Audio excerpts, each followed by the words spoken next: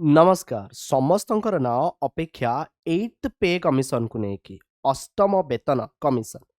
आउ केबेठारू 8th पे commission लागू हम आपण मैंने जानते कि जो वर्तमान टाइम रे 7th पे कमिशन अच्छी जहाँकि यही वर्ष शेष सुधा सरीज आउ 8th पे कमिशन 1 जनवरी 2026 रु लागू हम आउ कुहा जाउची जदि आमे एक्सपर्ट का राय देखिबा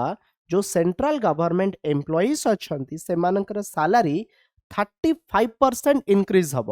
तेबे दरमा कौन 1 जनवरी 2026 रु मिलिबो ना केबे मिलिबो चलंतु से संपर्क रे फेन जानिबा देखंतु 8 पे कमिशन को नेकी सरकार गोटे कमिटी भी गठन करि सारिचंती जो कमिटी रो चेयरपर्सन अच्छंती जस्टिस रंजना प्रकाश देसाई जे कि फॉर्मर जज सुप्रीम कोर्ट रो अंक व्यतीत जदि फ्रेंड्स आपण देखिबे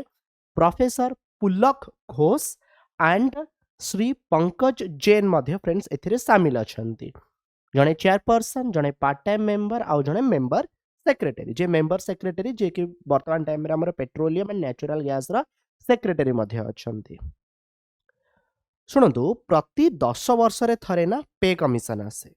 जो लास्ट पे कमिशन थिला बा वर्तमान जोटा चली आपण कहि परिबे 7th पे कमिशन सेटा 2016 जनवरी 1 तारिख रु आरंभ होइतिला जहा कि 10 वर्ष हे जाउची किंतु सरकार जेतले पे कमिशन घोषणा करंती ता अर्थ नुए जो डेट रु ठीक अछि एटा माने कुहा जिवो कि ए पे कमिशन एबे सरीबो आ सेई तारिख रु दरमा मिले नो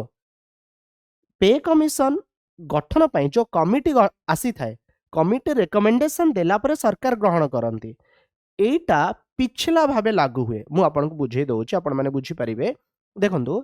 हमर जे minister of state for finance minister जे पंकज चौधरी अछंदी से पार्लियामेंट को कौन कहिले गोटे प्रश्नर उत्तर दबारे 3 नवेम्बर रु ठीक अछि terms of reference of the commission notify करा जाई अछि 3 नवेम्बर दिन मिनिस्ट्री ऑफ फाइनेंस जो अर्थ मंत्रालय रही 8th पे कमिशन को 18 मासर गोटे टाइम पीरियड देइछि तमे तमर रिपोर्ट को सबमिट कर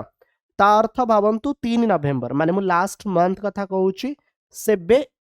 कुहा गला 18 मास भीतर रिपोर्ट दियंतु ता अर्थ 2026 समय नेबे 2027 रो एप्रिल जाए समय तांको पाखरे रही माने 2027 एप्रिल पर्यंत ए कमिशन पाखरे समय अछि से रिपोर्ट देबे जेतेबेले कमिशन रिपोर्ट दब this means the new recommendation are likely to be ready by mid 2027 अच्छा एमिति भी हेई पारे कमिटी रो कार्यकाल आउ टिके बढ़ई पारंते आउ 2 मास आउ 3 मास आउ 4 मास डिले भी हेई पारे तेणु जदि आम देखा यही हिसाब से जो 18 मासर समय दि जाइए मिड 2027 रे कौन ना एक कमिटी तार रिपोर्ट को कौन प्रदान करिबा आज पर पास ट्रेंड जदि आपण माने पास ट्रेंड देखिबे after the report is submitted the government usually take another 3 to 6 months to examine the recommendation committee जेतेबेले रिकमेंडेशन देइछि ताकू एग्जामिन करा जिवो कौन करा जिवो कौन नाही केते मात्रा रे आमे देई पारिबु कि नाही कोठु टंका आसीबो तार्थ मिड 2027 रे जदि रिपोर्ट देला सरकार आकु माने भाबी बाबाइन बा सरकार आकु एग्जामिन करिया पई 2027 एंड नै जिवे तार्थ 2026 रे कि 2027 रे दरमटा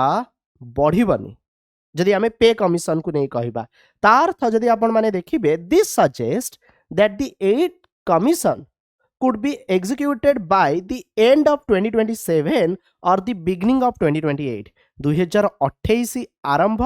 नहले 2027 शेष को 8 पे कमिशन लागू हबा पुणी प्रथम एटी कोन लिखा हिची ना 1 जनवरी 2026 रु लागू हबा आर अर्थ कोन देखंतु 1 जनवरी 2026 रे लागू हबार अर्थ होची जेबे धरा जो एटा 2028 जनवरी रो सरकार कहला हमें एतिक परसेंट सैलरी इंक्रीज करी सेंट्रल गवर्नमेंट एम्प्लॉइज मानकु दबु एटा पिछला भाबे सरकारी कर्मचारी को मिलिबा माने एटा पिछला भाबे 1 जनवरी 2026 रो लागू हबो आशा आपण माने बुझी गले 7th पे कमिशन कथा देखंतु 7th पे कमिशन जहा कि कॉन्स्टिट्यूटेड हेतिला फेब्रुआरी 2014 रे टर्म्स ऑफ रेफरेंस फाइनालाइज होता मार्च 2014 रिपोर्ट टी दिगला के नवेम्बर 2015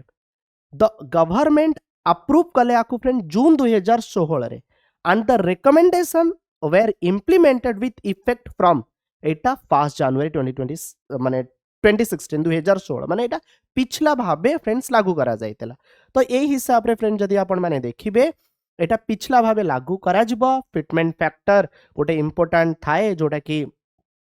ता आधार रे सालेराटी बढ़े। ओके मु ए विषय आपको बहुत थर जन सारी फिटमेंट फैक्टर कौन सालारी केमती बढ़ी थाए आप पूर्व वीडियो मानक भी आपण माने जानि परिबे। आ वर्तमान टाइम रे जो 8th पे कमिशन आसीबाकू जाउची कुआ जाउची एथिरे 35% सालारी इंक्रीज हबाकू जाउची।